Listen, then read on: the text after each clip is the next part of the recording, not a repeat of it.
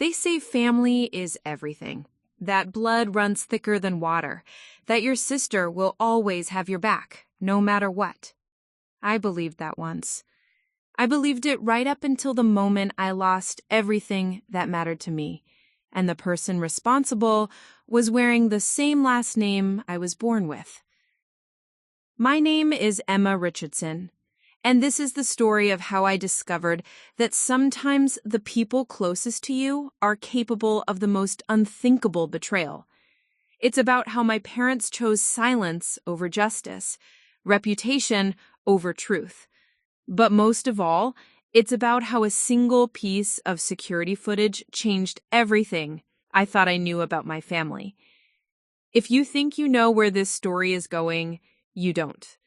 Because the truth was darker, more calculated, and more devastating than I could have ever imagined.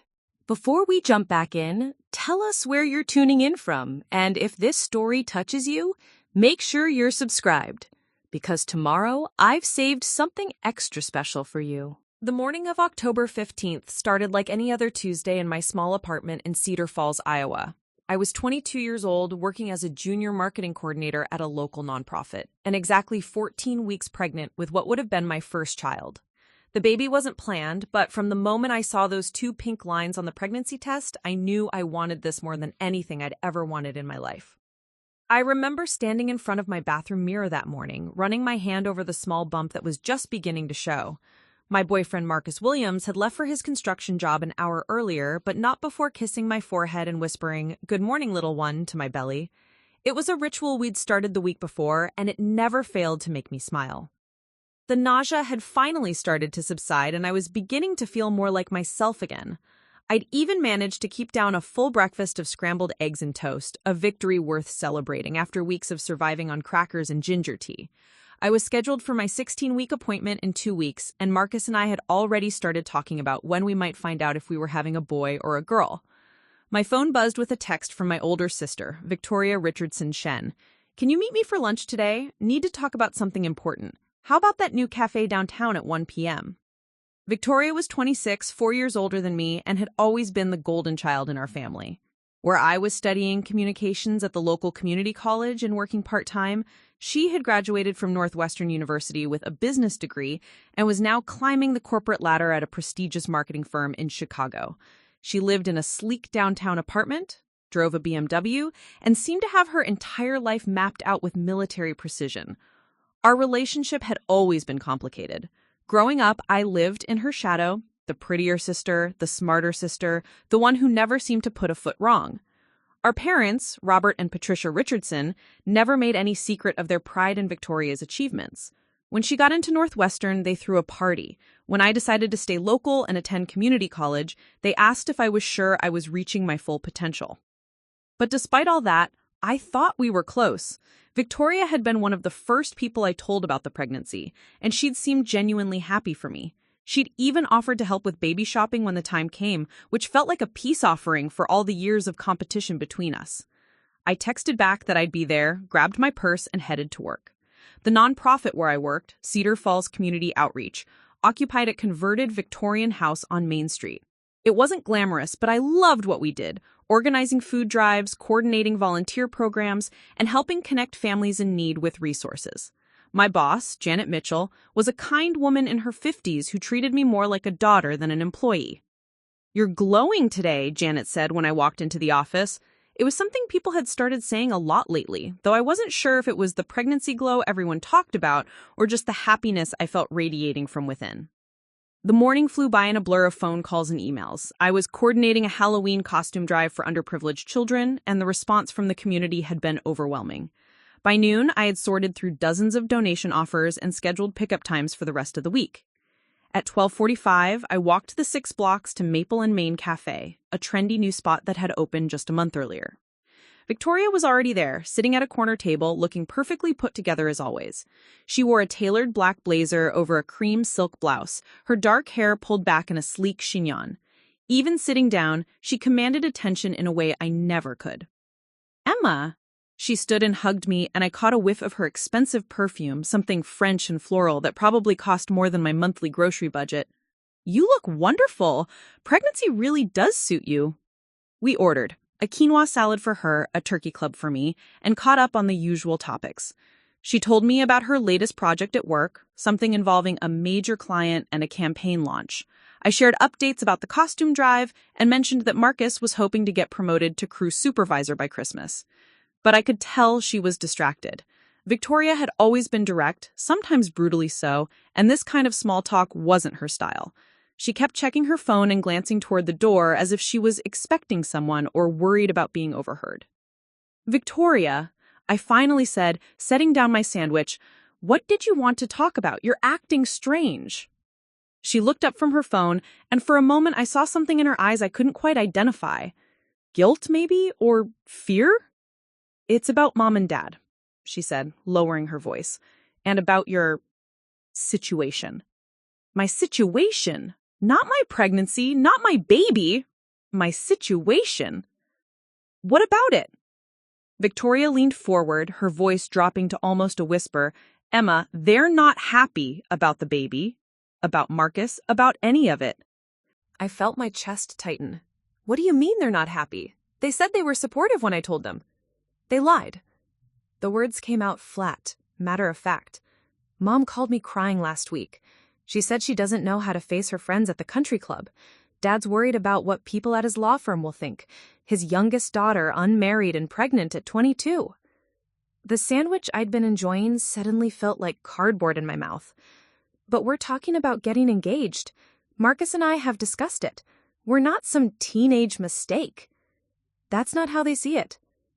Victoria reached across the table and took my hand. Her fingers were cold, and I noticed she was wearing a new ring, a sapphire surrounded by diamonds that must have cost thousands. "They asked me to talk to you, to convince you to reconsider your options." The cafe noise seemed to fade into the background. Reconsider my options? There are places you can go. Quiet places. No one would have to know. I pulled my hand away from hers. "Are you talking about abortion?" "Victoria, I'm 14 weeks pregnant. I've seen the ultrasounds. I've heard the heartbeat." "I know it's not ideal timing, but..." "Not ideal timing?" I stood up so quickly my chair scraped against the floor, drawing stares from nearby tables. "This is my baby we're talking about. Mine and Marcus's."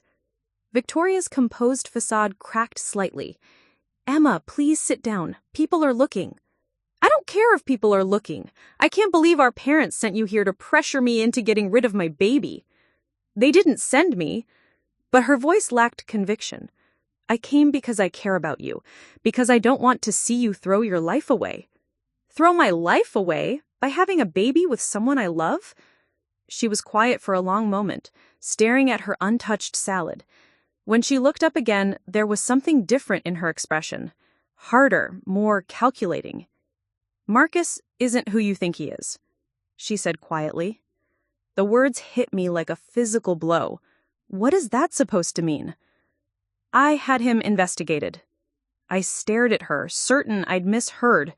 "You what?" "I hired a private investigator, someone discreet. I wanted to make sure he was good enough for my little sister."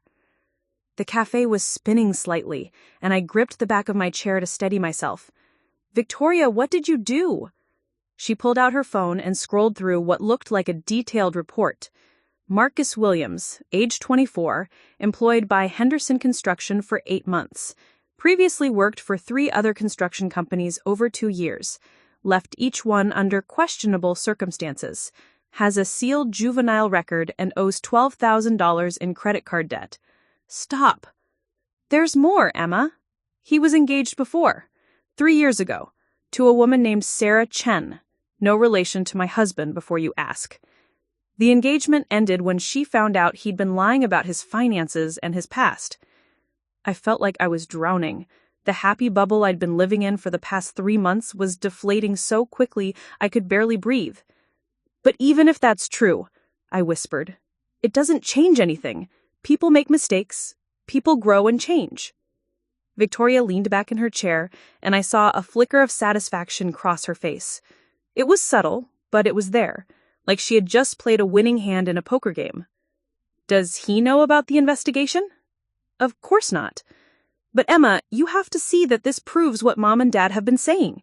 You're too young for this. You barely know him. And now you're going to tie yourself to him forever with a baby? I grabbed my purse and jacket, my hands shaking. I need to go. Emma, wait! But I was already walking toward the door, my sister's voice fading behind me. I made it halfway down the block before I had to stop and lean against a lamppost, my chest heaving. Everything I thought I knew about my family, about their support, about their love, it had all been a lie. The walk back to my apartment felt like it took hours. By the time I climbed the stairs to my second-floor unit, I was exhausted and emotionally drained. I collapsed on my couch and called Marcus, but it went straight to voicemail. He was probably on a job site where he couldn't answer. I sat in my living room, one hand on my belly, trying to process everything Victoria had told me. Was she right? Was I making a mistake? Was I really too young and naive to see what everyone else could see? But then I thought about Marcus's face when I told him about the baby. The way his eyes had filled with tears of joy. The way he'd been talking about converting the spare bedroom into a nursery, researching cribs and car seats, reading parenting books. Either my sister was wrong about him, or I was the worst judge of character in the world. I needed to know the truth. But first, I needed to understand why my parents had really sent Victoria to that lunch. Because despite what she had claimed, I knew my sister well enough to recognize when she was following orders. The baby chose that moment to flutter, a tiny, barely perceptible movement that I'd only started feeling in the past week. It was like a gentle reminder that none of the drama swirling around me mattered as much as this little life growing inside me. Whatever happened next, whatever truths I discovered about Marcus or my family or anything else, I was going to protect my baby. That much, at least, I was certain of. As the afternoon sun slanted through my living room windows, I made a decision. I was going to confront my parents directly.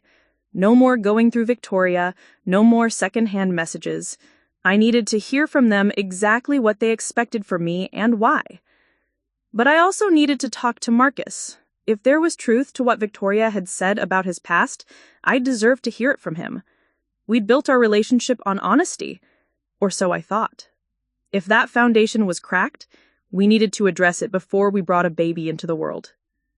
I didn't know it then, but the conversation I was planning to have with my parents would set in motion a chain of events that would destroy everything I thought I knew about my family. The investigation Victoria had mentioned was only the beginning. The real betrayal, the one that would cost me everything, would still come. And it would happen in the one place I thought I was safe. Preparing and narrating this story took us a lot of time, so if you are enjoying it, subscribe to our channel. It means a lot to us. Now, back to the story. Marcus came home that evening covered in drywall dust, his work boots leaving faint prints on our apartment's hardwood floors. Usually, I'd tease him about tracking dirt inside, but tonight I barely looked up from where I sat curled on the couch, still wearing the same clothes from my lunch with Victoria. "Hey, beautiful," he said, dropping his tool belt by the door. "Sorry I missed your call earlier. We were in the basement of the Morrison place all day. No cell service." He paused, taking in my expression. "Everything okay?"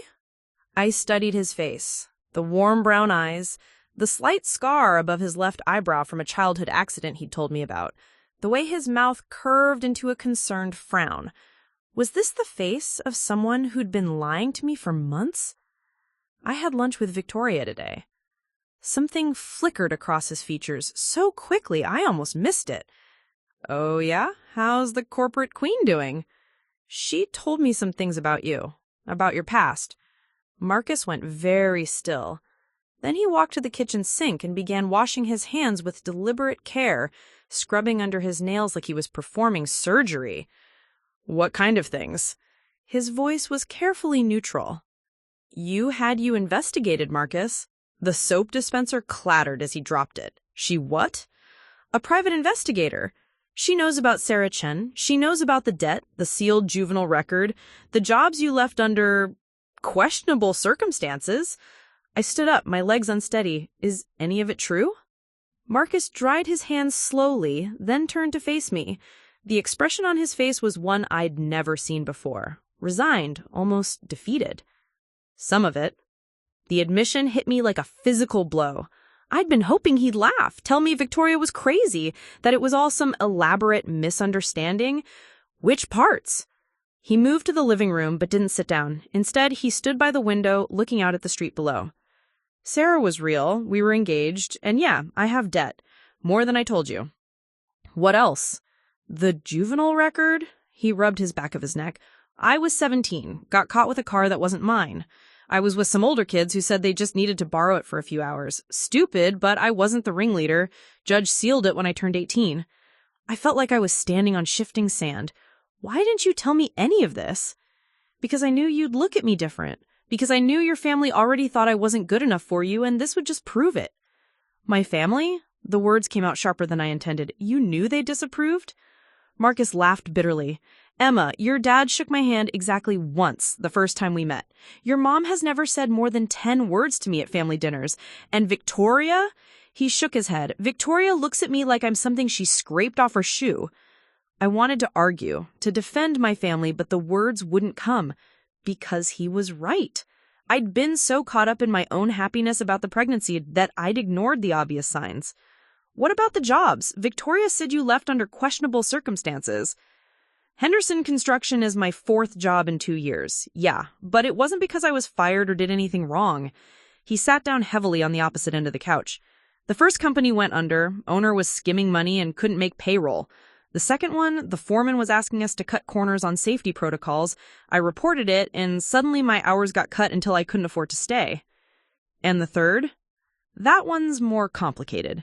He was quiet for a long moment. The owner's son worked there too. He was using company resources for side jobs, pocketing the money. When I wouldn't go along with it, he made my life hell until I quit. I wanted to believe him. Every fiber of my being wanted to accept his explanations, to trust the man that I had fallen in love with. But Victoria's words kept echoing in my head. Why should I believe you now? If you lied about all this before, how do I know you're telling the truth? Because I love you. His voice broke slightly.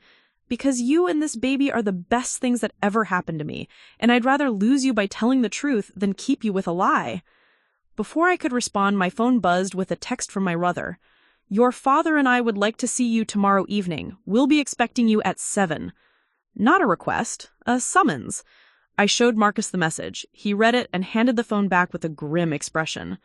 They're going to try to convince you to leave me. You don't know that. Emma, your sister hired a private investigator. Your parents are expecting you tomorrow night. This isn't a casual family dinner. The next day at work, I couldn't concentrate on anything. I kept staring at my computer screen, reading the same emails over and over without processing them. Janet noticed around noon and asked if I wanted to go home early. Boy trouble? She asked with a knowing smile. Family trouble. Her expression grew more serious. Want to talk about it? I found myself telling her everything about the lunch with Victoria, the investigation, Marcus's admissions, the command appearance at my parents' house. Janet listened without interrupting, occasionally nodding or making small signs of sympathy. Honey, can I ask you something? Do you love him? Yes. Do you trust him? I hesitated. I thought I did. Now I don't know. That's not the same thing. Janet leaned back in her chair. Trust isn't about knowing everything about someone's past. It's about believing they have your best interests at heart now. But he lied to me. Did he lie? Or did he just not tell you things that were painful and irrelevant to who he is today? She raised an eyebrow. Have you told him everything about your past? Every mistake? Every embarrassing moment? Every poor decision? I thought about the time I shoplifted lip gloss when I was 13. The semester in high school when I nearly failed chemistry because I was too busy daydreaming about Jake Morrison to study. The credit card I'd maxed out during my first year of college buying clothes I couldn't afford. That's different. Is it? At 6:30, I stood on the front porch of my childhood home, a sprawling colonial in the prestigious Riverside neighborhood where I'd grown up. The house looked exactly the same as always. Perfectly manicured lawn, pristine white shutters, my mother's prized rose garden in full autumn bloom. My father answered the door wearing his usual after-work uniform, khakis, a polo shirt, and the kind of casual loafers that cost more than most people's monthly rent. Robert Richardson was a successful attorney who specialized in corporate law, and he'd built his reputation on being meticulous, strategic, and utterly uncompromising. Emma, he kissed my cheek in the perfunctory way he'd done since I was a child. Your mother's in the dining room.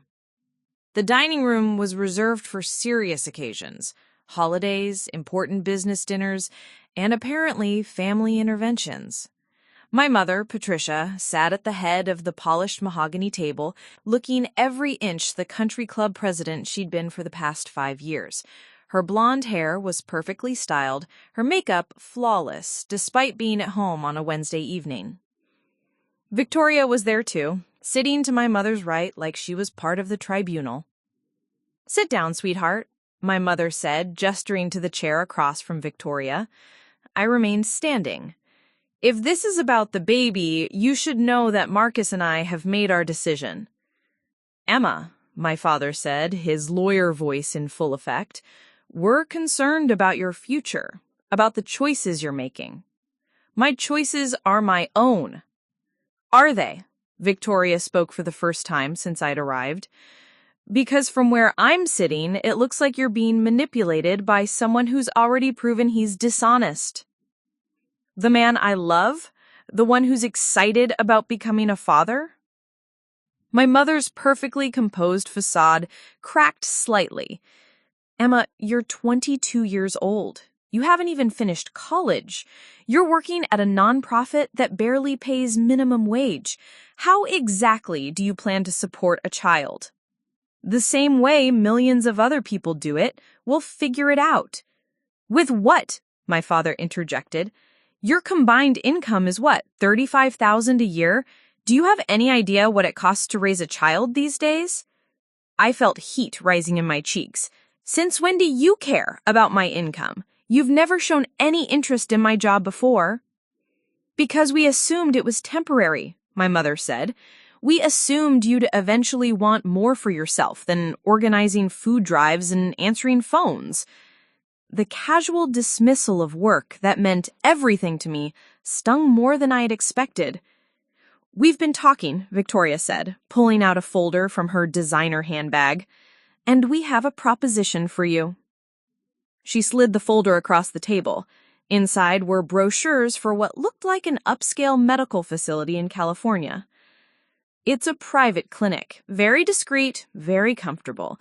You could stay there for a few weeks, take care of everything, and no one would ever have to know." "You're researching abortion clinics for me?" "We researched options," my father corrected, "because we love you, and we want what's best for your future." I closed the folder and pushed it back toward them. "I'm not having an abortion." "Then we have another option," my mother said. She nodded to Victoria, who produced another set of papers. "There are couples who would pay very well for a healthy baby from a good family. Private adoption. You could carry to term, give birth, and then get on with your life. We could even arrange for you to go away during the pregnancy, maybe study abroad for a semester. When you came back, everything would be back to normal." I stared at them, these 3 people who shared my DNA, my history, my name. They were discussing my baby like it was a problem to be solved, a mistake to be covered up. "Back to normal," I repeated. "You mean back to being the family disappointment who doesn't live up to Victoria's standards?" "That's not fair," my mother protested. "Isn't it? When was the last time you asked me about my job, about my life, about anything that wasn't related to how it reflected on the family reputation?" "We're trying to protect you," my father said. "From what? From happiness? From love? From becoming a mother?" "From ruining your life," Victoria said sharply. "Emma, you're living in a fantasy. You think Marcus is going to marry you and you'll live happily ever after. But what happens when the bills pile up?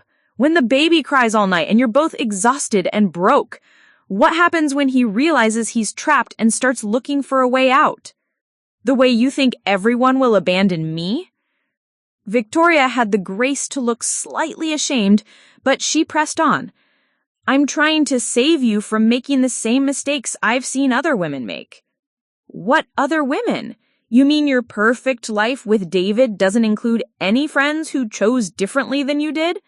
This isn't about me, isn't it? This whole conversation feels like it's about maintaining the Richardson family image.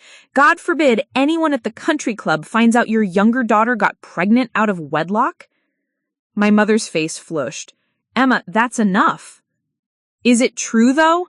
Are you more worried about what people will say than about my happiness? The silence that followed was answer enough. I stood up, my hands shaking with anger and disappointment. I came here hoping my family would support me. Instead, I find out that you've been plotting behind my back, investigating my boyfriend, and planning to ship me off to have an abortion or give away my baby? We're trying to help you see reason, my father said. No, you're trying to control me, just like you've always controlled everything else in this family. I looked at each of them in turn. But this decision is mine and Marcus's, and we choose to keep our baby. I walked toward the door, then turned back. And if you can't support that choice, then maybe we don't need to be part of this family anymore. Victoria called my name as I reached the front door, but I didn't stop. I walked to my car with as much dignity as I could muster, but by the time I reached the end of their driveway, I was sobbing. The drive back to my apartment was a blur of tears and streetlights. I kept thinking about the folder of adoption brochures, the clinical way they'd discussed taking care of everything, the complete absence of any acknowledgement that we were talking about their grandchild.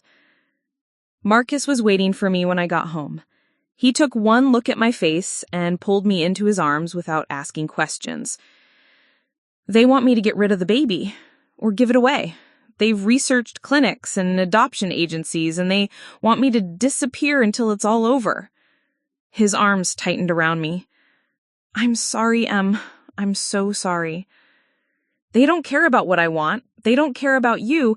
They just want their problem to go away. We stood there in my tiny living room, holding each other while I cried for the family I thought I had and the support I'd never receive. When I finally stopped crying, Marcus pulled back to look at me. And what do you want to do?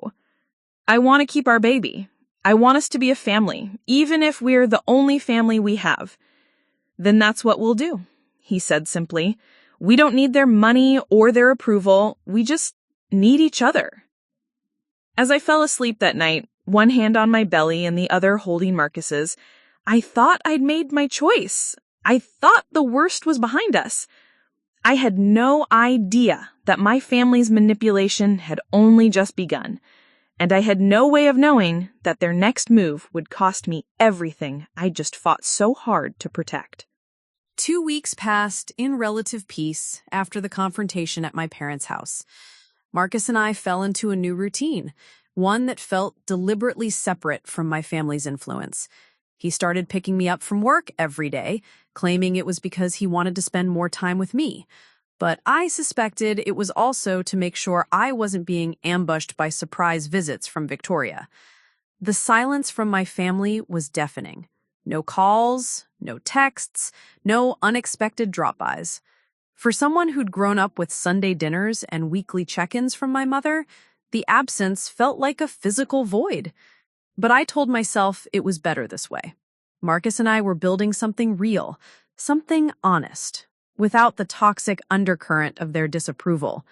I was 16 weeks pregnant now, and my body was finally settling into its new reality. The constant nausea had faded, replaced by an energy I hadn't felt in months. Marcus had started referring to my bump as our little fighter, and every night he'd talk to the baby while I fell asleep, telling stories about the house we'd buy someday and the adventures we'd have together. At work, Janet had become an unofficial grandmother figure, bringing me prenatal vitamins and sharing stories about her own children. The rest of the staff at Cedar Falls Community Outreach had rallied around me too, offering everything from maternity clothes to promises of babysitting once the baby arrived. It felt like the family I'd chosen was stepping in to fill the void left by the family I'd been born into. But on a Thursday morning in early November, that fragile peace shattered. I was at my desk updating our volunteer database when my phone rang. The caller ID showed Marcus's number, which was unusual. He never called during work hours unless it was an emergency. Emma? His voice sounded strained. I need you to stay calm, okay? My blood went cold. What happened? I got fired. The words hit me like a physical blow. What? Why? They said there were complaints about my work, that I wasn't meeting safety standards. His voice was tight with anger and disbelief. Emma, it's bullshit. Complete bullshit. I've never had a safety violation in my life. I closed my eyes, trying to process what this meant. Marcus had been working toward a promotion at Henderson Construction. We'd been counting on the raise that would come with the crew supervisor position to help us prepare for the baby. Who complained? He wouldn't say, just that they had received multiple reports and couldn't ignore them anymore. A sick feeling settled in my stomach. Marcus, come pick me up. We need to talk. When he arrived 20 minutes later, I could see the devastation written all over his face. His usual confident posture was gone, replaced by the slumped shoulders of someone who'd been blindsided. We drove in silence to our apartment, both of us lost in our own thoughts. Tell me exactly what happened, I said once we were sitting on our couch. Marcus ran his hands through his hair. I got to the site this morning like always. Jim, that's the site supervisor, called me into the trailer, said he had to let me go effective immediately. Did he give you specifics about the complaints? He said there were reports that I was cutting corners on safety protocols, that I was showing up late and leaving early, that I was... He paused, his jaw clenching, that I was using company time to make personal calls about drug deals. Drug deals? I stared at him. Marcus, that's insane. I know it's insane. I've never done drugs in my life. Hell, I barely drink beer. He stood up and started pacing. But someone called in these reports, Emma. Multiple someones, according to Jim. Did you ask to see the reports? Get names? Of course I did. They said it was confidential. Company policy. He stopped pacing and looked at me. Emma, this has your family written all over it. I wanted to deny it, to defend them, but the timing was too convenient. 2 weeks after I walked out of their house, declaring my independence, Marcus loses his job under suspicious circumstances. We don't know that for sure. Don't we? Marcus sat back down next to me. Your sister had me investigated, Emma. You think she stopped there? You think she doesn't have connections, people she could pay to make calls like this? Before I could respond, my phone rang. Victoria's name flashed on the screen. Don't answer it, Marcus said immediately. But something made me pick up. Maybe it was the desperate hope that my sister was calling to offer support, to help somehow. Maybe I was just naive. Emma? Victoria's voice was carefully modulated, the tone she used when she was trying to sound concerned rather than controlling. I heard about Marcus's job situation. I'm so sorry. The sick feeling in my stomach intensified. How did you hear about it? It happened 3 hours ago. Oh, you know how small Cedar Falls is. Word travels fast. But there was something in her voice, a note of satisfaction she couldn't quite hide. Listen, I was calling because David and I have been talking and we want to help. David Chen was Victoria's husband, a successful financial advisor she'd met during her first year at Northwestern. He was polite, wealthy, and completely unremarkable in every way that mattered to me. Help how? We'd like to offer you a job. David's firm is looking for a receptionist, and it pays significantly more than that nonprofit you're working for. You could start Monday. I closed my eyes. Of course they had a solution ready. Of course they'd anticipated this exact scenario. And what about Marcus? Are you going to offer him a job too? Victoria was quiet for a moment. Emma, maybe this is a sign. Maybe it's time to reconsider your options. You mean the options you presented in those brochures? I mean the option of not tying yourself to someone who clearly can't provide for you or a baby. The casual cruelty of the statement took my breath away. Victoria, Marcus didn't lose his job because he's incompetent. He lost it because someone sabotaged him. That's a very serious accusation. Is it an accusation or a statement of fact? Another pause. When Victoria spoke again, her mask had slipped slightly. Emma, you're being paranoid. Sometimes people just aren't as perfect as they seem. Sometimes their past catches up with them. His past? You mean the sealed juvenile record you had to hire a private investigator to uncover? You mean the pattern of behavior that keeps getting him fired from jobs? A pattern that only started after you had him investigated? Emma, I hung up. Marcus was watching me with a grim expression. They offered you a job, didn't they? I nodded. And they want you to take it without me. Yes. He was quiet for a long moment, staring at his hands. Maybe you should. What? Take the job. You're pregnant, Emma. You need health insurance, steady income. I can find something else. Not if they keep sabotaging you. Then I'll leave Cedar Falls, go somewhere they can't reach. The idea of him leaving felt like a knife to the chest. And what, I stay here and raise our baby alone while my family pretends you never existed? It might be better than the alternative. What alternative? Marcus looked at me with eyes full of pain and love and resignation, watching them destroy everything we've built. Because they will, Emma. This is just the beginning. That night, I lay awake staring at the ceiling while Marcus slept fitfully beside me. Every few hours, he'd wake up muttering about safety reports and false accusations. I could feel the stress radiating off him even in sleep. I thought about Victoria's job offer. The money would solve our immediate problems. We could afford better health insurance, start saving for baby supplies, maybe even move to a better apartment. But accepting it felt like admitting defeat, like acknowledging that my family's manipulation was working. At 3 a.m, I made a decision. If my family wanted to play dirty, I needed to understand exactly what I was up against. The next morning, while Marcus was out looking for new job opportunities, I drove to Henderson Construction. I'd met Jim, the site supervisor, a few times at company picnics Marcus had taken me to. He was a straightforward man in his 50s who'd worked construction his entire life. I found him in the trailer that served as the site office, hunched over blueprints with a cup of coffee that looked like it had been sitting there for hours. Emma. He looked up surprised. I'm real sorry about Marcus. I hated to let him go, but my hands were tied. Jim, can you tell me anything about the complaints? Anything at all? He glanced around nervously. Company policy says I can't discuss personnel matters. I'm not asking for names. I just need to understand what happened. Jim was quiet for a moment, then gestured for me to sit down. Off the record? I nodded. The call started about 2 weeks ago. Always the same story. Marcus was supposedly cutting corners, showing up late, making suspicious phone calls. But Emma, he leaned forward, I never saw any of that behavior myself. Marcus was one of my best workers. How many calls were there? 7 over the course of 10 days. Different voices, but they all had the same talking points, like they were reading from a script. My heart was pounding. Did you recognize any of the voices? One of them sounded educated, professional, like a businesswoman maybe. He looked uncomfortable. Emma, I tried to ignore the calls at first, but when corporate started getting them too, I had no choice. Corporate got calls too? Same complaints, but they went straight to the district manager. Made it sound like I wasn't managing my crew properly. Jim shook his head. Whoever was behind this knew exactly how to work the system. I thanked Jim and drove home in a daze.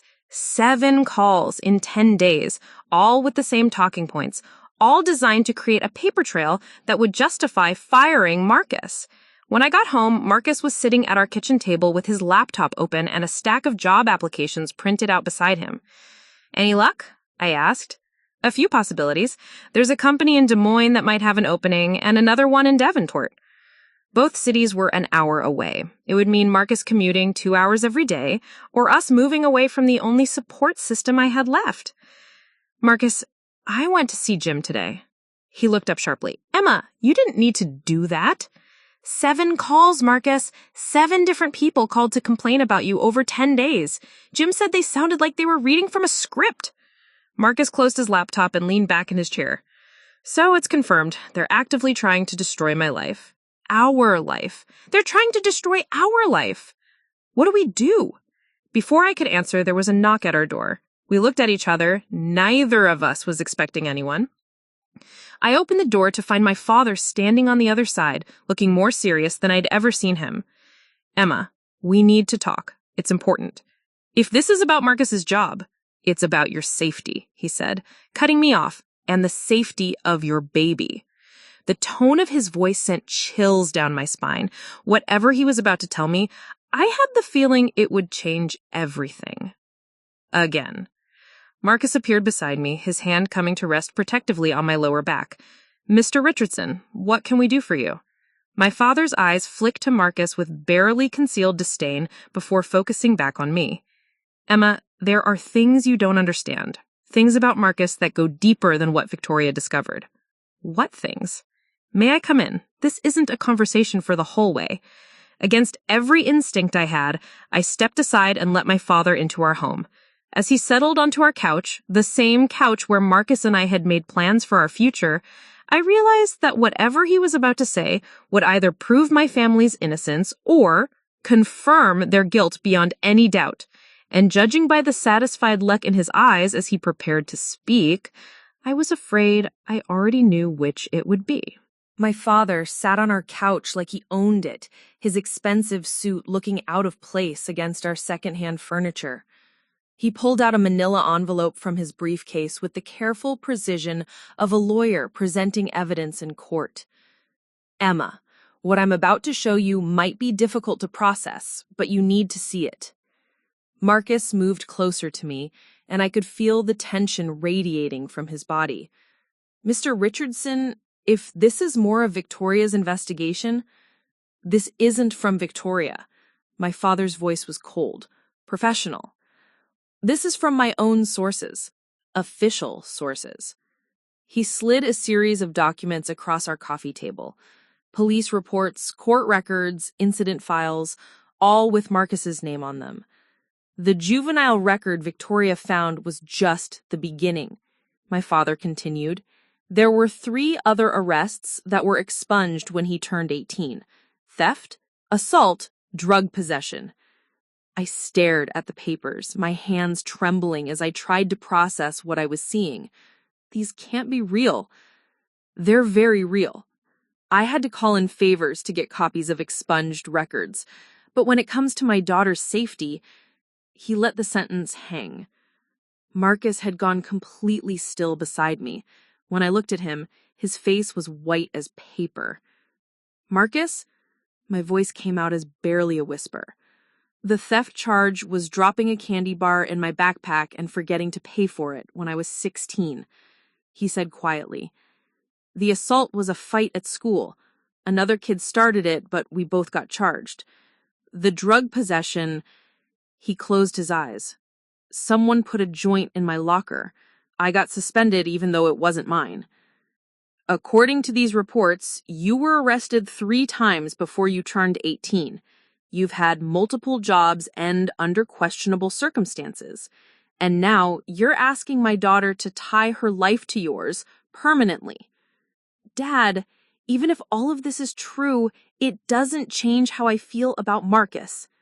"Doesn't it?" He leaned forward.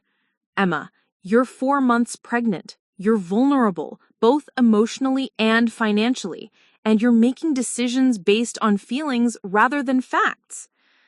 The facts are that Marcus has been nothing but loving and supportive to me. The facts are that he's a 24-year-old man with a criminal history who can't hold down a job." My father's lawyer voice was in full effect now. "The facts are that you're about to become a single mother because men like Marcus don't stick around when things get difficult." "Men like Marcus? What exactly does that mean?" My father's mask slipped slightly, revealing something ugly underneath. "Men from his background, Emma. Men without education, without prospects, without the moral foundation that comes from a good family." Marcus stood up abruptly. "I think you should leave." "I'm not finished." "Yeah, you are." Marcus's voice was dangerously quiet. "You can insult me all you want, but you don't get to do it in my home." "Your home?" My father laughed bitterly. "This apartment costs $700 a month, and you can't even afford that now that you've lost your job. How exactly is this your home?" "Stop it!" I stood up between them, my heart pounding. "Dad, I want you to leave. Now." "Emma, I'm trying to save you from making the biggest mistake of your life."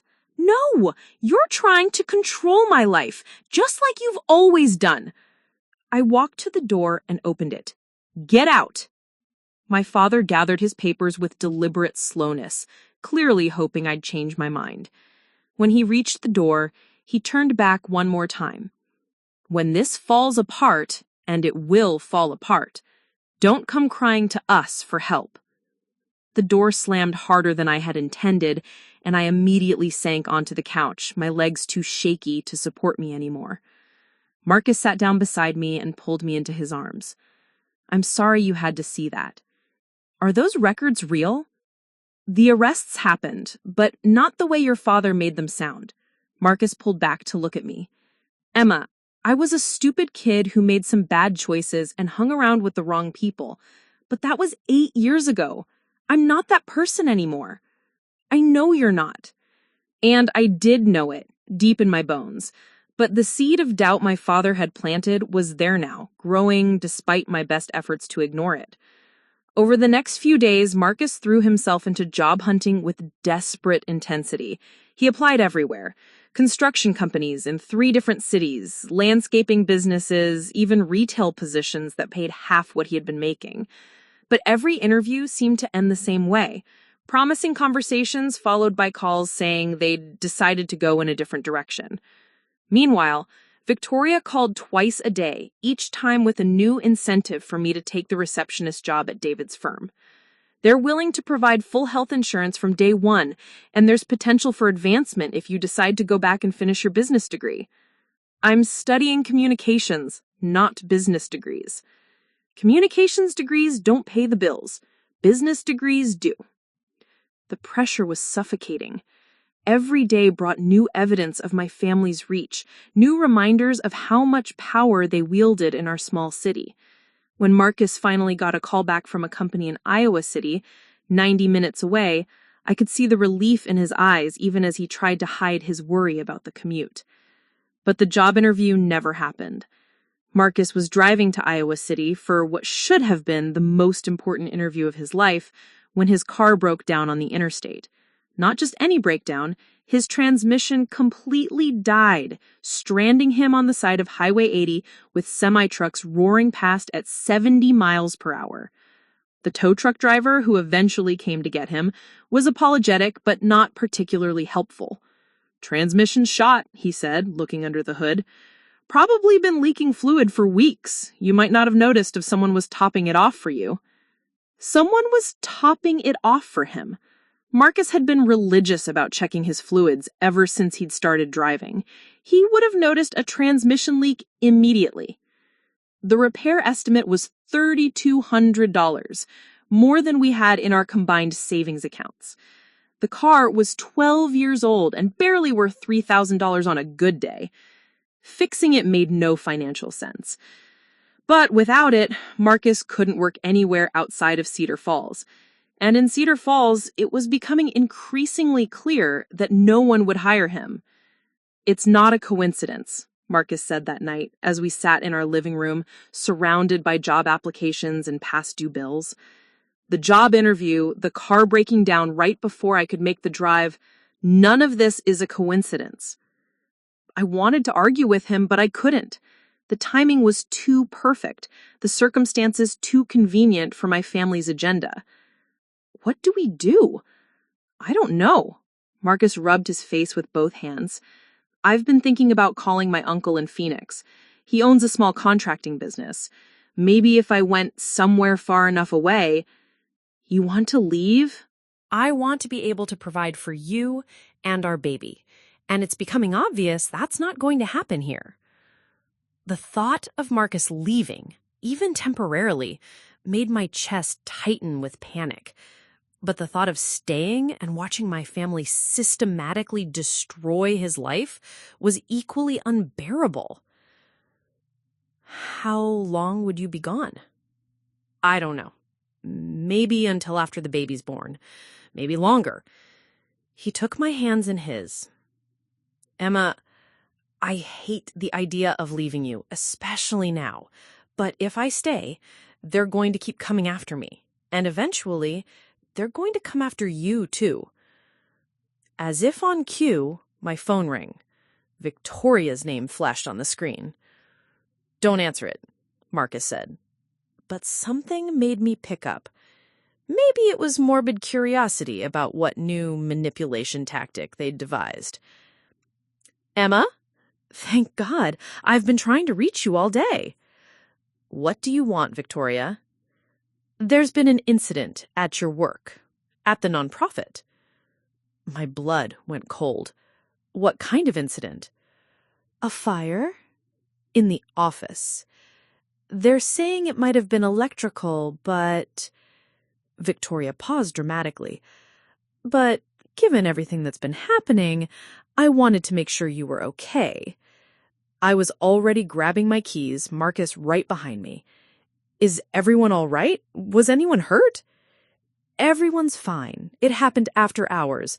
But Emma, the building is pretty damaged. I don't think they'll be able to reopen anytime soon. We drove to Cedar Falls Community Outreach in silence, but I could see the orange glow in the sky long before we reached Main Street. 3 fire trucks were parked outside the converted Victorian house, their lights casting eerie shadows on the crowd of onlookers that had gathered. The building where I'd worked for the past 2 years, where I had found purpose and community and something resembling a career, was a charred skeleton. The roof had partially collapsed, and water from the fire hoses had turned the front yard into a muddy disaster zone. Janet was standing on the sidewalk, talking to a fire captain. When she saw me, she broke away from the conversation and pulled me into a fierce hug. Oh, honey, I'm so sorry you had to see this. What happened? They think it started in the electrical panel in the basement, but Emma, she lowered her voice, the fire investigator asked me some strange questions about whether we'd had any threats recently, any conflicts with donors or community members. Threats? He said the burn pattern was consistent with an accelerant being used. They're treating it as possible arson. I stared at the ruins of my workplace, my mind racing. Janet noticed my expression and put a protective arm around my shoulders. Honey, you don't think... I mean, given everything that's been happening with your family... I couldn't finish the thought, but I didn't need to. The message was clear. Nowhere was safe. No part of my life was off limits. Marcus appeared beside me, his face grim. Emma, we need to go. Why? Because your sister just pulled up and she has a news crew with her. I turned to see Victoria stepping out of her BMW, followed by a reporter and cameraman from the local news station. She was already fixing her hair and checking her makeup and her phone camera. She called the media? Looks like it. Victoria spotted me and waved, her expression a perfect mask of concerned sisterly love. The reporter was already walking towards us, microphone in hand. Emma Richardson, I'm Brad Morrison from Channel 6 News. Your sister said you worked here and might want to comment on tonight's tragic fire? The pieces clicked into place.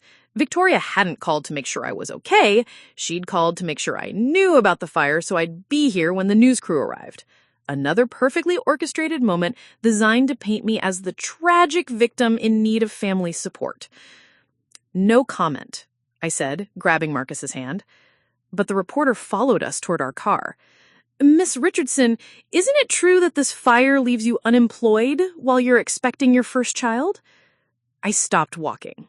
Behind the reporter, I could see Victoria's satisfied smile. Yes, I said clearly, looking directly into the camera. It's true that I'm unemployed now. Just like it's true that my boyfriend mysteriously lost his job 2 weeks ago under false pretenses. Just like it's true that every opportunity we've tried to pursue has been sabotaged. Emma, Victoria called out, her voice carrying a warning. But I was done being warned, done being manipulated, done being the good daughter who stayed quiet while her life was systematically destroyed. It's amazing how much bad luck one couple can have, especially when that bad luck consistently benefits certain people who want us to make different choices about our lives. The reporter opened his mouth to ask a follow-up question, but Marcus was already pulling me toward our car. That's enough, he said firmly. No more questions. As we drove away, I could see Victoria in my side mirror talking animatedly to the reporter, doing damage control, no doubt, spinning the story back in her favor. That was either very brave or very stupid, Marcus said once we were back at our apartment. Probably both. My phone was already buzzing with calls from my parents. I turned it off and threw it on the counter. They burned down my workplace, Marcus. We don't know that for sure. Don't we? I turned to face him. The job sabotage, the car breakdown, and now a convenient fire that leaves me unemployed and desperate right when they're offering me a solution? This isn't coincidence. This is strategy. Marcus was quiet for a long moment. Then he pulled out his phone and started dialing. Who are you calling? My uncle in Phoenix. If they want to play hardball, fine, but they're not going to destroy both of us. As I listened to Marcus make plans to leave Cedar Falls, to leave me, I realized that my family had won this round. They'd successfully isolated me, destroyed our income, and forced Marcus into a position where leaving seemed like the only option. But they'd also made a crucial mistake. They'd shown me exactly how far they were willing to go. And that meant I finally understood what I was fighting against. Marcus left for Phoenix on a gray Monday morning in late November. I watched from our apartment window as his uncle's pickup truck disappeared around the corner, taking with it the only person who'd stood between me and my family's relentless campaign. He'd promised it would only be temporary, just long enough to earn money for the baby and prove that he could provide for us. His uncle had offered him steady work and a place to stay, far from the reach of the Richardson family influence. We talked every night for a week about alternatives, but every option led to the same conclusion. As long as Marcus stayed in Cedar Falls, my family would keep destroying his opportunities. I'll be back before the baby's born, he'd whispered into my hair the night before he left. I promise, Em, this isn't forever. But as I stood at that window, 5 months pregnant and completely alone, forever felt like exactly what it was. My phone had been ringing nonstop since Marcus's departure. Victoria, my mother, even my father, all suddenly concerned about my well-being now that I was isolated. I'd ignored every call, but I knew the silence couldn't last. They'd given me exactly 1 day to feel sorry for myself before making their next move. The knock came at 7 p.m. just as I was forcing myself to eat a bowl of soup that tasted like cardboard. I already knew who it would be before I opened the door. Victoria stood in the hallway holding 2 bags of groceries and wearing an expression of calculated sympathy. Emma, you look terrible. Thanks. Really what I needed to hear right now. Can I come in? I brought food. Real food, not whatever frozen dinners you've been living on. Despite everything, the smell of the rotisserie chicken in her bags made my stomach growl. I hadn't been eating properly since Marcus left, and the baby had been making its displeasure known with increasingly violent kicks. Fine. But if this is another intervention, you can leave now. Victoria moved into the kitchen with the confidence of someone who'd already won. She unpacked fresh fruits, vegetables, bread from the expensive bakery across town, and enough prepared meals to feed me for a week. This isn't an intervention, she said, organizing everything in my refrigerator. This is me taking care of my little sister. Since when do you take care of me? Since always. You just never noticed because you were too busy being stubborn. She turned to face me, and for a moment her mask slipped enough that I could see genuine concern underneath. Emma, you're pregnant and alone. You have no job, no income, and no way to support yourself. Let us help. Or control. What's the difference if the result is that you and the baby are safe? I sat down heavily at my kitchen table. The exhaustion I'd been fighting for days was finally catching up with me.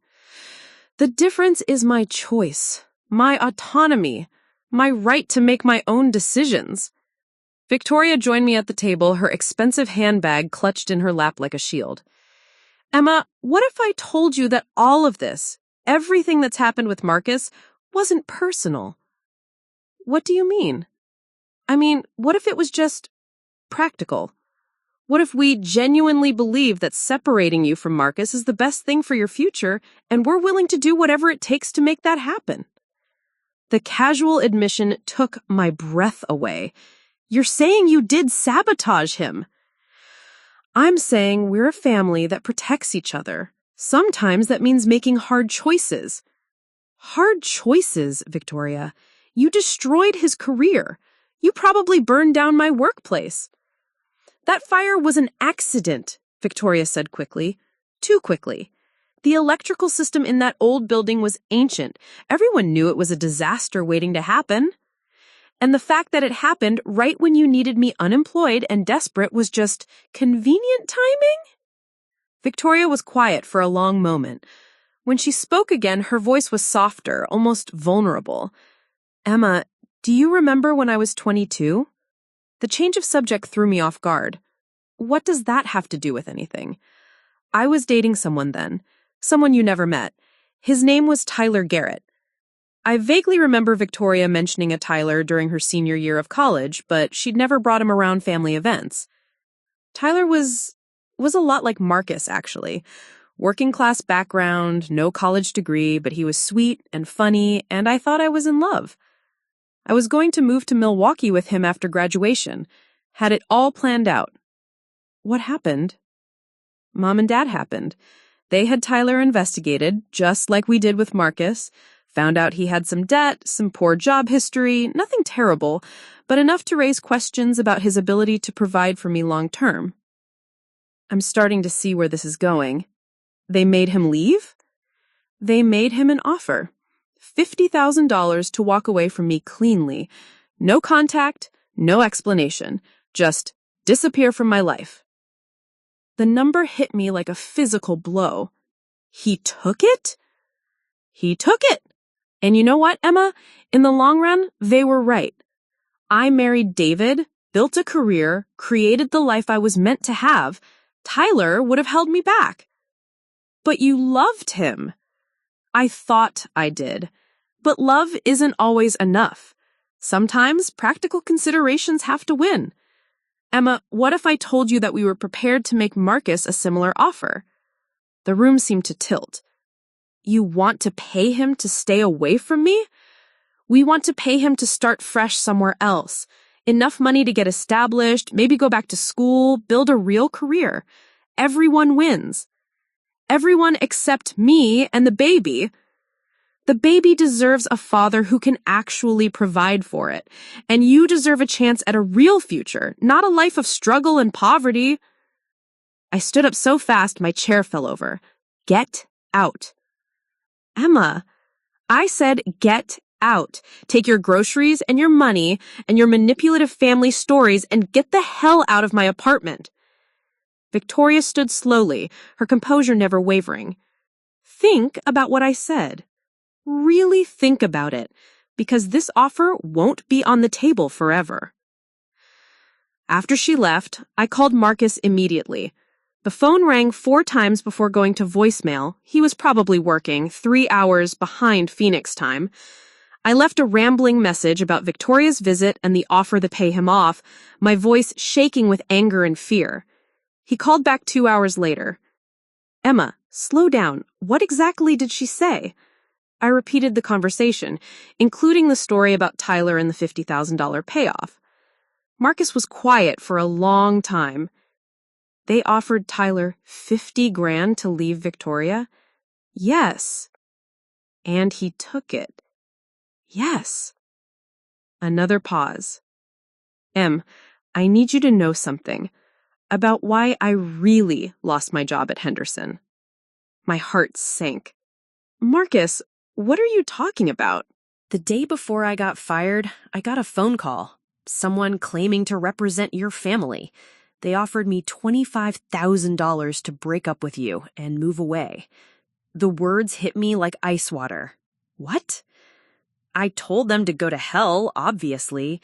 But Emma, they knew things about me. About my financial situation, about how much debt I was carrying. They knew exactly how desperate I was. Why didn't you tell me?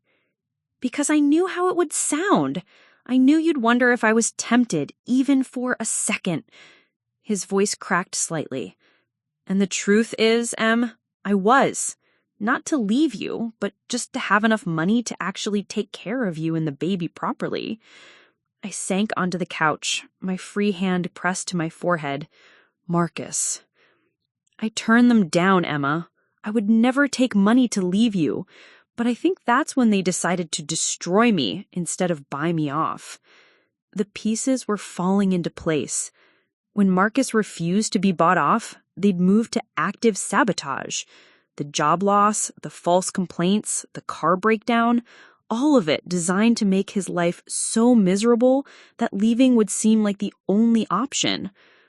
They tried to buy you for $25,000, I said slowly, but they offered Tyler $50,000. Yeah, I noticed that too. The insult stung almost as much as the manipulation.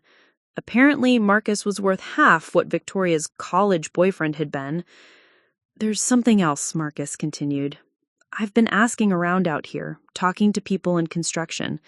Emma, some of the companies I applied to in Iowa, they got calls too, warning them off hiring me. How is that even legal? It's probably not, but proving it would be almost impossible, especially against people with your family's resources. We talked for another hour, making plans that felt increasingly desperate. Marcus was earning good money in Phoenix, but not enough to support both of us if I moved there before the baby was born. And my doctor was here, along with what remained of my support system. After we hung up, I sat in my darkened living room, thinking about Victoria's offer. Not the money. I would never ask Marcus to take money to leave me. But the underlying question she'd raised. Was love enough? Marcus and I were fighting against people with unlimited resources and no apparent moral boundaries. They'd already proven they could destroy his career anywhere within driving distance of Cedar Falls. What would stop them from doing the same thing in Phoenix if I moved there? Or Denver, or Seattle, or anywhere else we tried to build a life? For the first time since this whole nightmare began, I started to wonder if my family might eventually win simply through attrition. They had money, connections, and time. All I had was stubbornness and a rapidly growing belly. The baby chose that moment to kick hard against my ribs, as if to protest my moment of doubt. I put my hand over the movement and felt the strong, steady flutter of my child's heartbeat. I'm not giving up, I whispered to the darkness. I don't care what they do to us. I'm not giving up. But as I said the words, I could feel the foundation of my resolve starting to crack. Because Victoria was right about one thing. Love wasn't always enough. Sometimes practical considerations did have to win. The question was, how much more could I endure before practical considerations forced me to make a choice I'd regret for the rest of my life? 3 days later, I got my answer. I was at my prenatal appointment, one of the few places I felt truly safe anymore, when Dr. Sarah Martinez finished her examination with a frown. Emma, your blood pressure is elevated, significantly elevated. What does that mean? It could be nothing, stress from everything you've been going through, but given that you're at 22 weeks, I want to monitor you closely. High blood pressure during pregnancy can lead to some serious complications. What kind of complications? Dr. Martinez pulled up a chair, which I'd learned was never a good sign. Preeclampsia is the main concern. If your blood pressure continues to rise, it could affect the baby's growth and put both of you at risk. Are you saying the stress could hurt the baby? I'm saying that chronic stress and high blood pressure can have serious consequences during pregnancy. Emma, I need you to find ways to reduce the stress in your life. Whatever's going on with your family situation, your health and your baby's health has to come first. As I drove home from the appointment, Dr. Martinez's words echoed in my head. The stress could hurt the baby. The fighting, the sabotage, the constant feeling of being under attack, all of it was putting my child at risk. My phone rang as I pulled into my apartment complex. Victoria's name flashed on the screen. For the first time in weeks, I answered. Emma? Oh, thank God, I've been so worried about you. What do you want, Victoria? I want to take you to lunch. I want to talk about options that don't involve ultimatums or manipulation. I want to find a way forward that works for everyone. I closed my eyes, one hand resting on my belly. Everyone except Marcus? Emma, what if Marcus could be part of the solution too? What if there was a way for him to come back to Cedar Falls with a real job, a real future? Despite everything I knew about my sister, despite all the lies and manipulation, something in her voice made me hesitate. What are you talking about? Meet me for lunch tomorrow. Riverside Cafe, noon. Come alone and I'll explain everything. I should have said no. Every instinct I had was screaming that this was another trap, another manipulation designed to separate me from the one person who truly loved me. But my blood pressure was dangerously high. My baby was at risk, and I was running out of options. Fine, I said. But Victoria, if this is another attempt to buy me off or pressure me into something I don't want, I'm done with this family forever. It's not, she said. And for the first time in months, she sounded like the sister I remembered from childhood. Emma, I promise you, this time is different. As I hung up the phone, I realized I was about to make a decision that would change everything. Either Victoria was finally ready to find a real solution, or I was walking into the biggest trap my family had ever set. Given their track record, I had a pretty good idea which one it would be. The Riverside Cafe was nearly empty when I arrived at noon the next day. Victoria sat at a corner booth, but she wasn't alone. David Chen, her husband, sat across from her, along with a man I didn't recognize. Tall, silver-haired, wearing the kind of expensive suit that screamed corporate lawyer. My instincts screamed at me to turn around and leave, but Victoria spotted me before I could retreat. "Emma, thank you for coming." She stood and gestured to the stranger.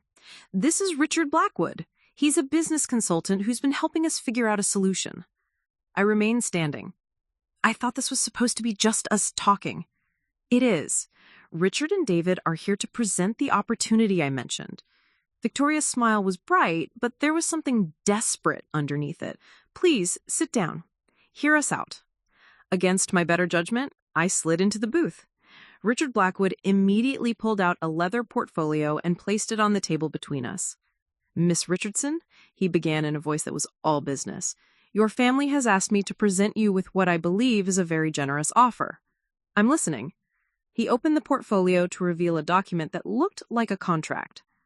"We're prepared to establish a trust fund for your child, $500,000 invested conservatively, that would provide for education, health care, and living expenses until the child reaches adulthood." The number was staggering, more money than I ever imagined having, enough to give my baby every advantage I'd never had growing up. "What's the catch?" "No catch," Victoria said quickly. "Just a few conditions to ensure the money is used appropriately." Richard slid another page across the table. "The trust would be managed by your family until you turned 30. During that time, you would receive a monthly stipends sufficient to cover your living expenses and the child's needs." I scanned the document, my heart sinking as I read the fine print. "This says I have to live within 50 miles of Cedar Falls until the child turns 18. "We want to be part of the baby's life," my mother's voice came from behind me. I turned to see both my parents approaching the table. My mother looked elegant, as always, but there were dark circles under her eyes that I'd never noticed before. My father appeared tired, older somehow, like the stress of the past few months had aged him years. "This is an ambush," I said, starting to stand. "This is an intervention," my father corrected, his hand on my shoulder, gently pushing me back down. "Emma, we're worried about you, about the baby. Your blood pressure issues are concerning." I stared at him. "How do you know about my blood pressure?" "My Dr. Martinez called us," my mother said, sliding into the booth next to Victoria. "She's concerned about the stress you've been under." The betrayal hit me like a physical blow. My doctor, the one person I'd trusted to be on my side, had broken my confidence and called my family? She had no right to do that. "She had every right," my father said. "She's worried about your health and the baby's health, as are we." Richard cleared his throat. Perhaps we should focus on the solution rather than the problem. The solution, I said bitterly, which conveniently doesn't include Marcus. Actually, Victoria said, and something in her tone made me look up sharply. That's not entirely true. She nodded to David, who pulled out his own set of documents. We've arranged for Marcus to receive a full scholarship to Arizona State University, engineering program, 4-year degree, all expenses paid, plus a living stipend. I stared at the scholarship paperwork. It looked official, complete with university letterhead and what appeared to be genuine signatures. How is this possible? David sits on the board of a foundation that provides educational opportunities for underprivileged adults. The scholarship is real, Emma. Marcus could have a genuine career, a real future. In Arizona. Yes, but he'd graduate with a degree in engineering. Starting salary would be easily 6 figures. He could provide for you and the child properly. In 4 years. What happens to us in the meantime? My mother leaned forward.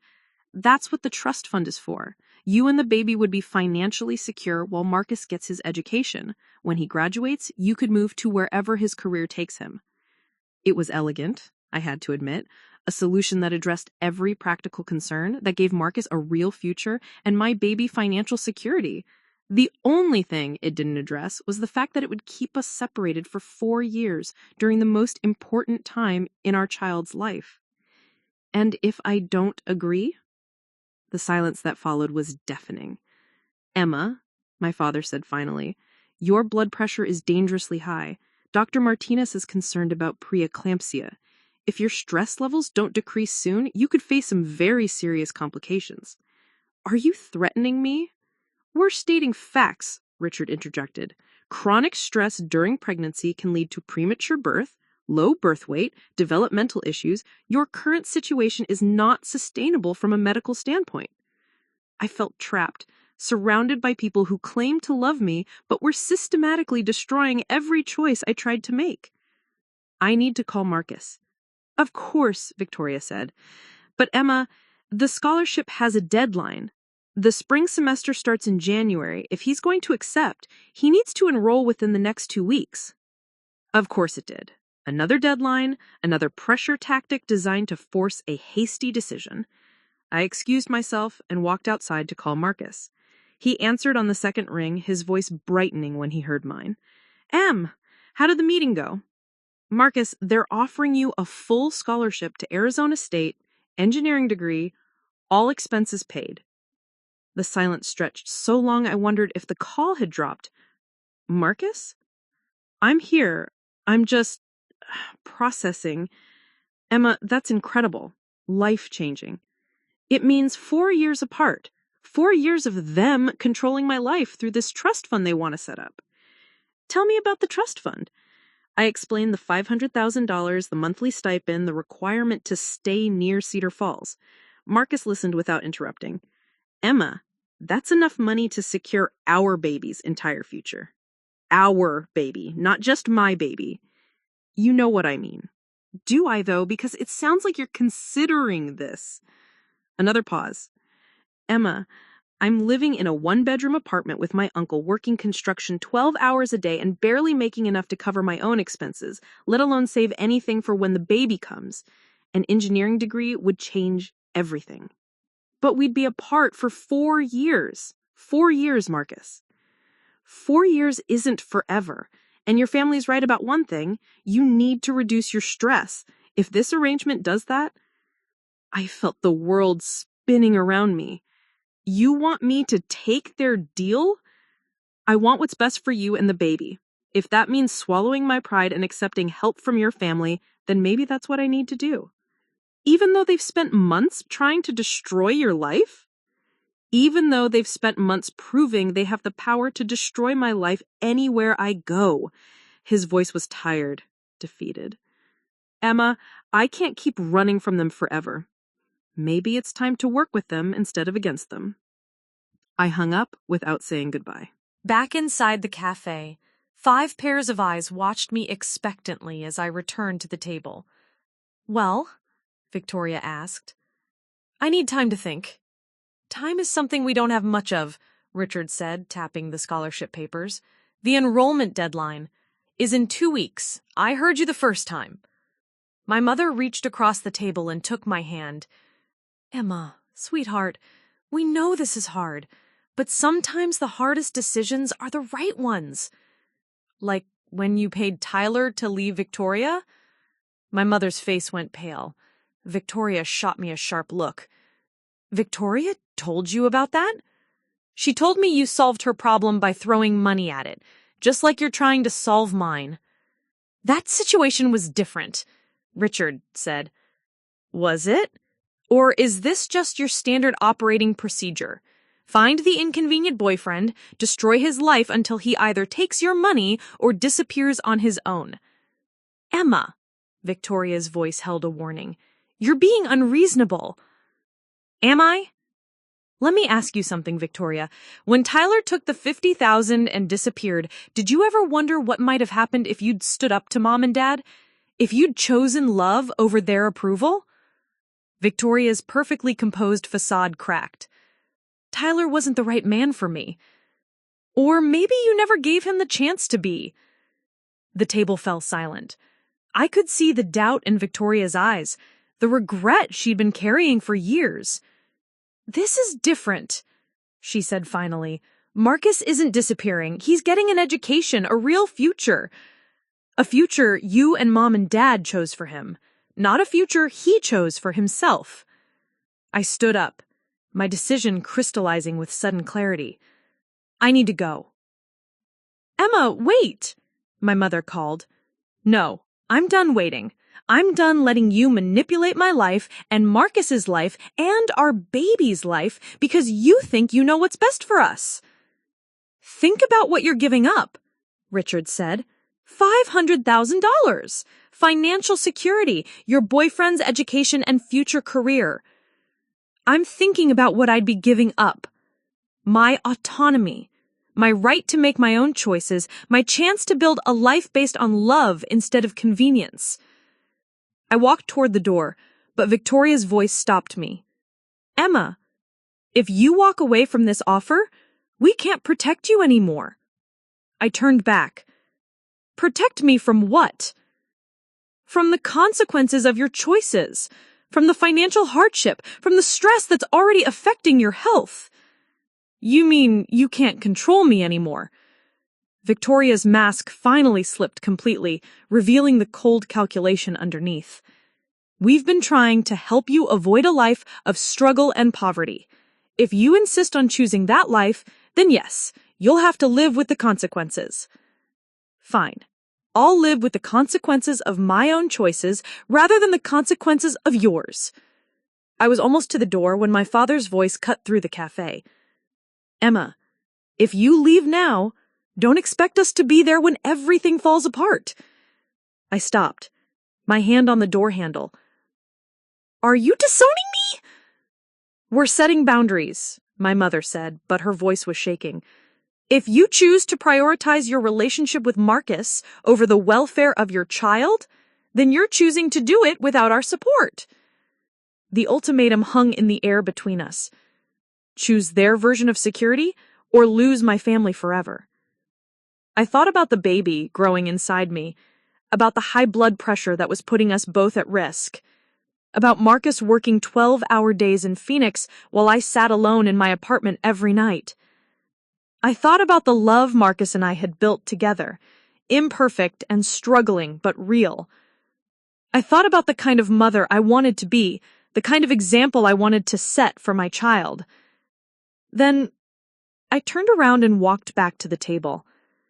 For a moment, hope flickered in Victoria's eyes.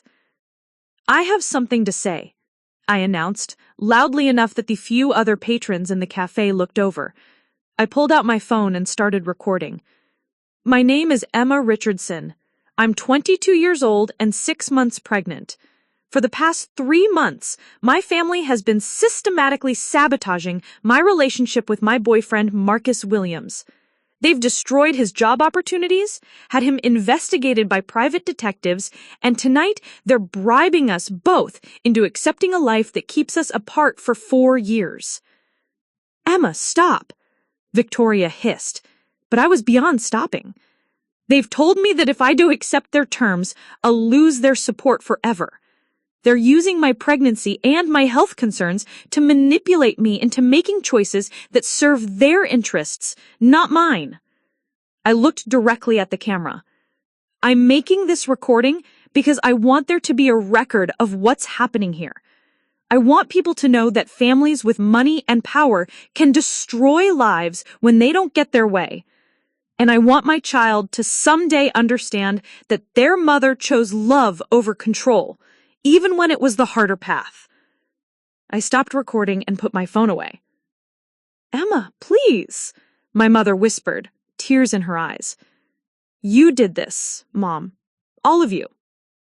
You made this choice when you decided that your approval was more important than my happiness."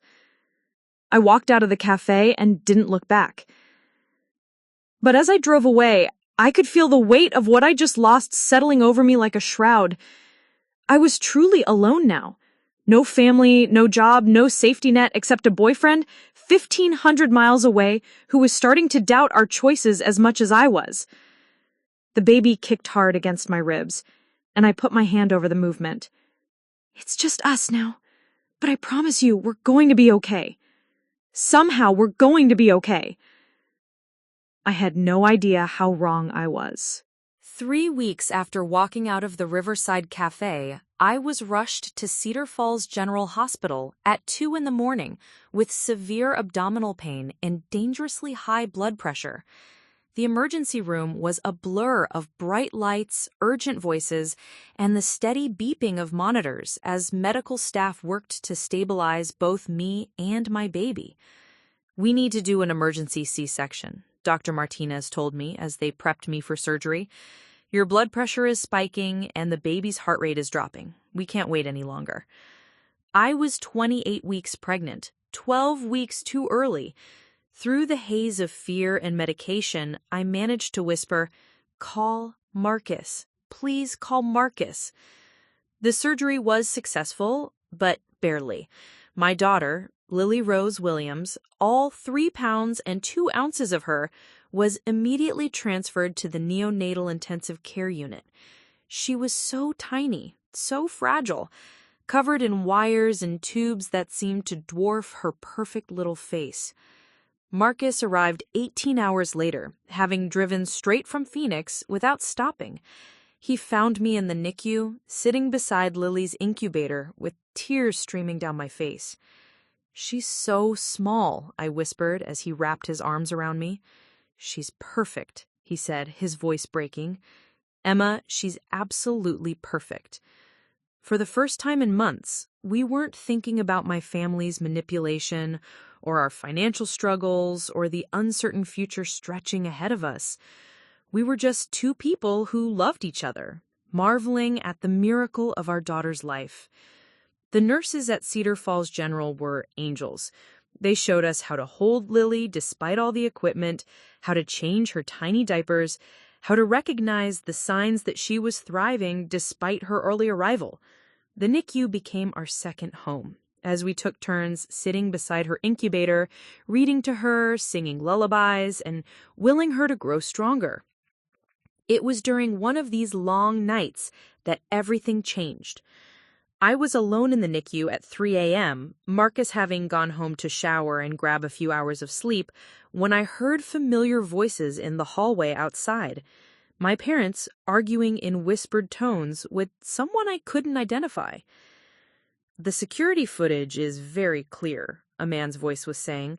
"The fire was definitely arson. We can see the individual entering through the back door carrying what appears to be an accelerant." My blood ran cold. They were talking about the fire at Cedar Falls Community Outreach. "And you're certain it was this person?" My father's voice was tight with stress. "Positive identification. Miss Victoria Richardson Chen enters the building at 11:43 p.m. on November 18th. She's carrying a gas can and what looks like matches or a lighter. The footage shows her leaving 17 minutes later, just before the fire starts." Victoria! My sister had actually burned down my workplace. "What are our options?" my mother asked quietly.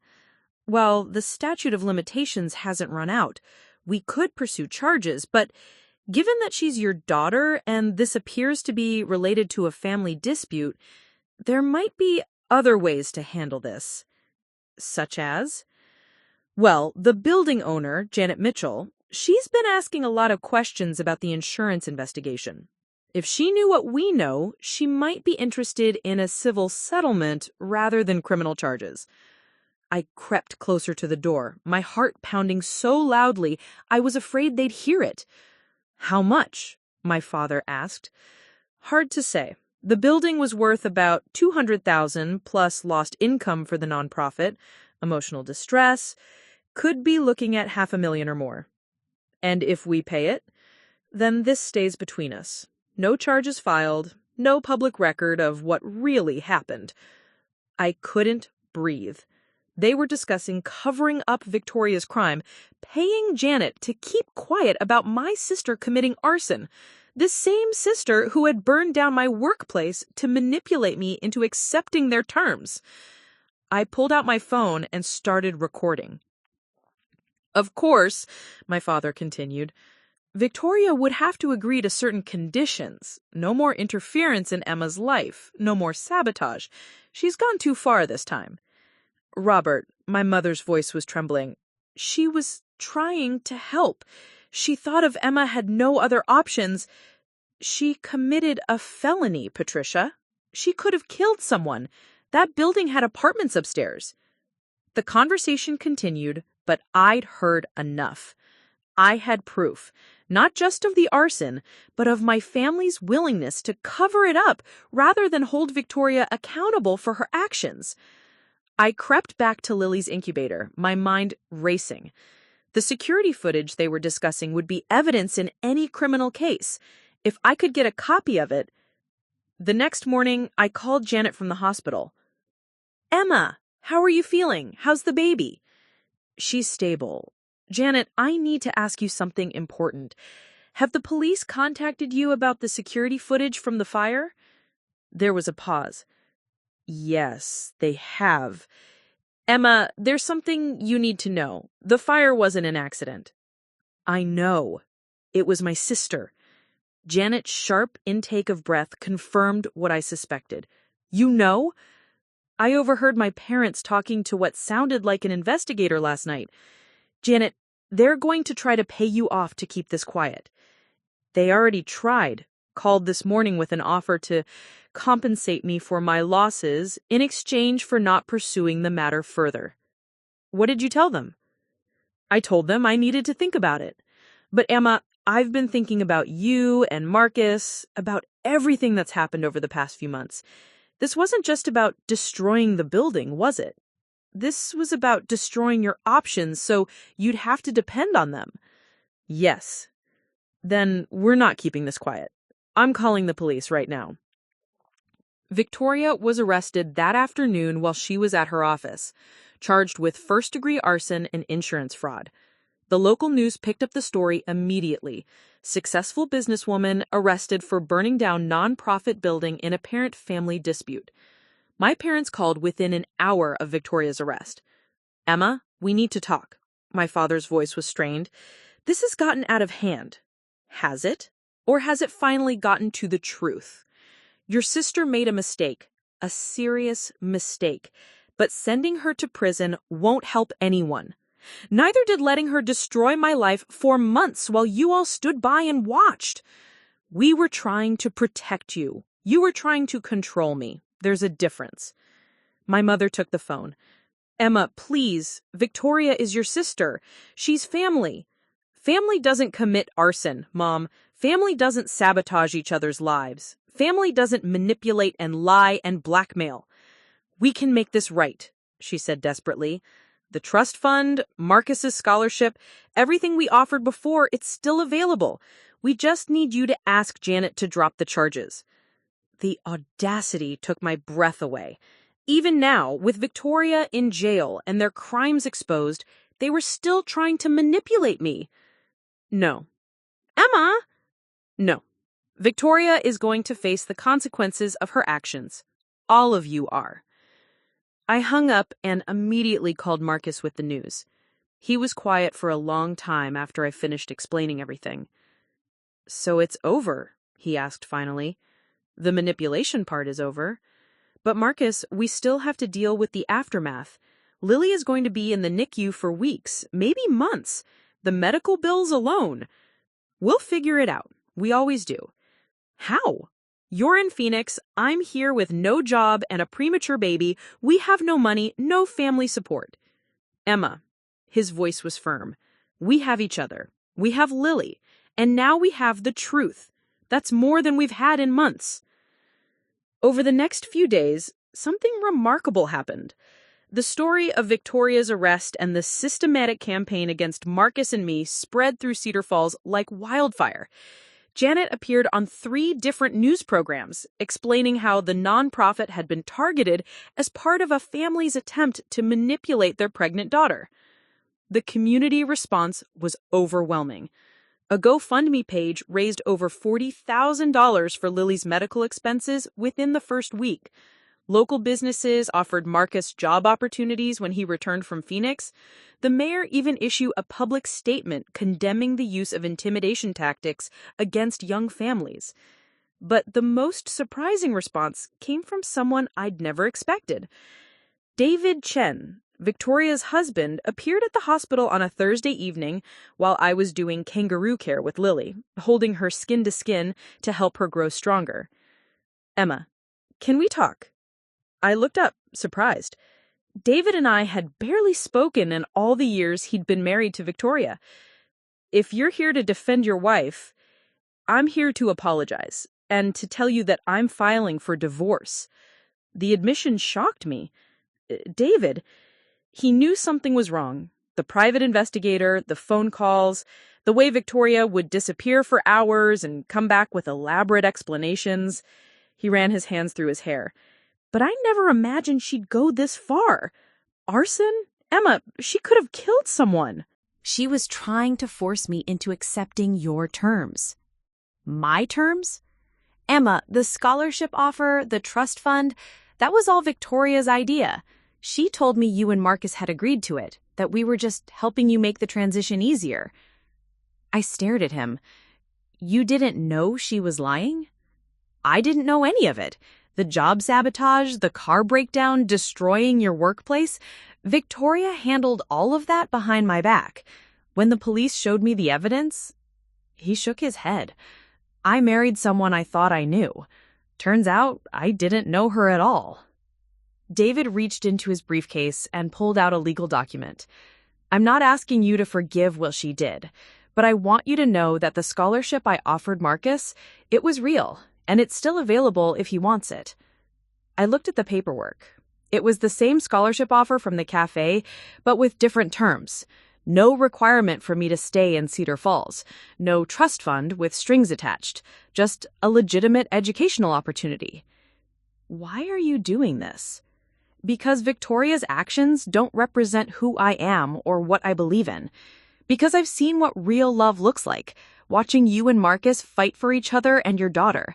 And because I want to help undo at least some of the damage my wife has caused. That night, I called Marcus and told him about David's offer.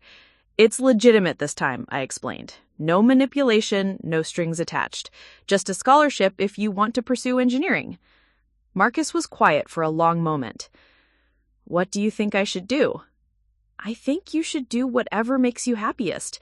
If you want to go back to school, I'll support you. If you want to keep working construction, I'll support that too." "What about us? What about Lily?" I looked down at our daughter, who was finally off the ventilator and breathing on her own. She was still tiny, still fragile, but she was fighting every day to grow stronger. "We'll figure it out. Together." Marcus enrolled at Arizona State University for the spring semester, and I moved to Phoenix with Lily when she was finally released from the NICU at 8 weeks old.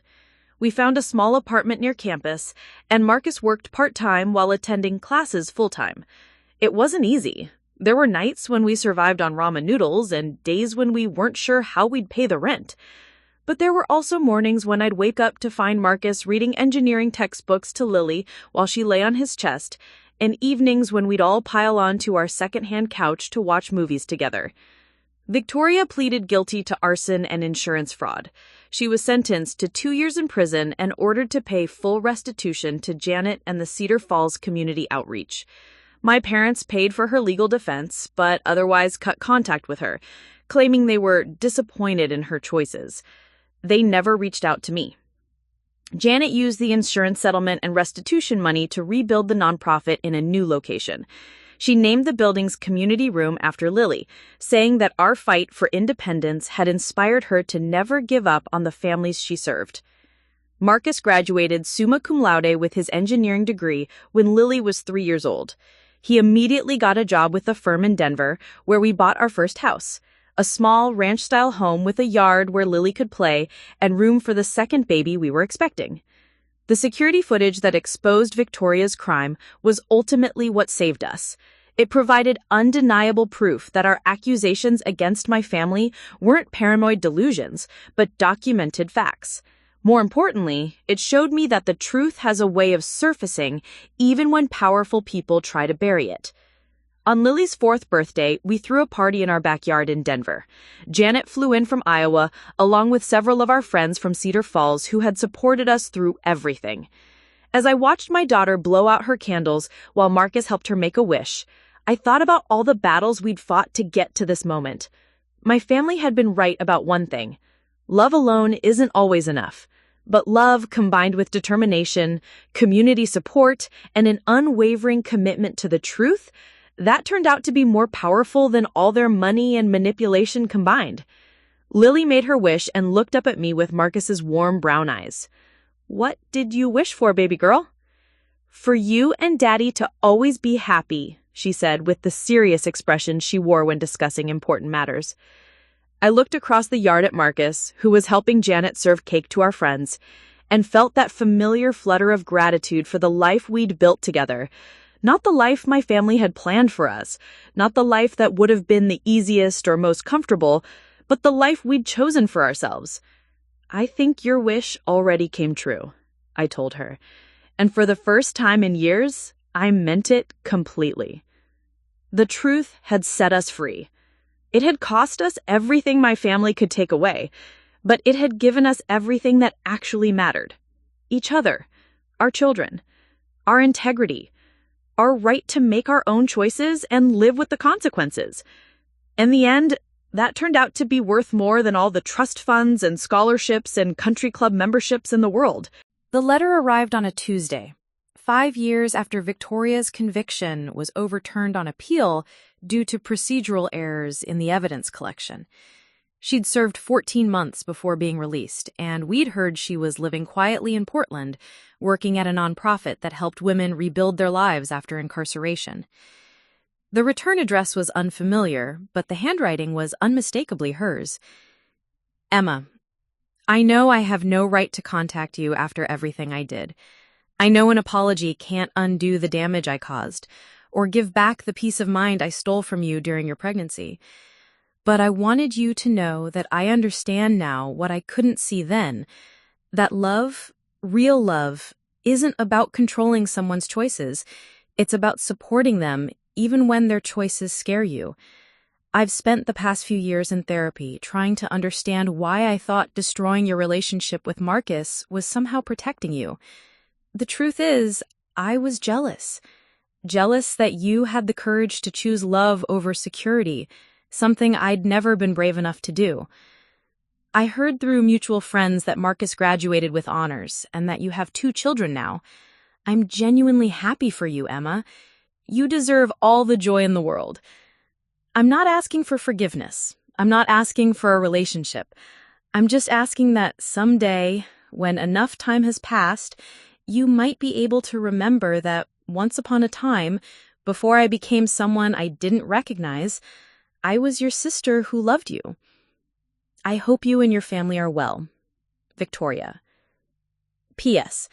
I included a picture of Tyler that I found in an old box. He sent it to me about 6 months after he took Mom and Dad's money.